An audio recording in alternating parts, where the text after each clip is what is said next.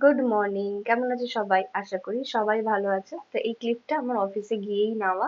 এখন হেয়ারটা স্মুথনিং করেছি, তাই জন্য একটু লুকটা অন্যরকম লাগছে। তো সকাল সকাল যাওয়ার আগে খেয়ে নিয়েছিলাম 1 কাপ হরলিক্স আর বিস্কিট, আর অফিসে গিয়ে আজকে খেয়ে নিয়েছিলাম একটা কলা।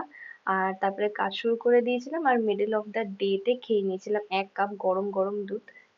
যেহেতু আমার খুব ঠান্ডা লেগেছে, তাই জন্য আমার অত কিছু খেতে ভালো লাগছে না। আর মা আজকে করে দিয়েছিল মিষ্টি আলু দিয়ে পরোটা, তো সেটাই আজকে লাঞ্চে খেয়ে নিয়েছিলাম। আর তারপরে ইভিনিং টাইমে একটু 1 কাপ চা খেয়েছিলাম, সাথে একটু নিমকি নিয়ে গেছিলাম বাড়ি থেকে, তো সেটা খেয়ে নিয়েছিলাম। বাড়িতে আসার সময় একটু এই ডাল পকোড়াগুলো খেয়ে নিয়েছিলাম।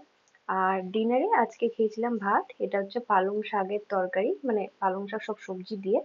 তারপরে ছিল আলু ভাজা, এটা হচ্ছে বাঁধাকপির তরকারি ছিল, ডাল ছিল, আর চাটনি ছিল।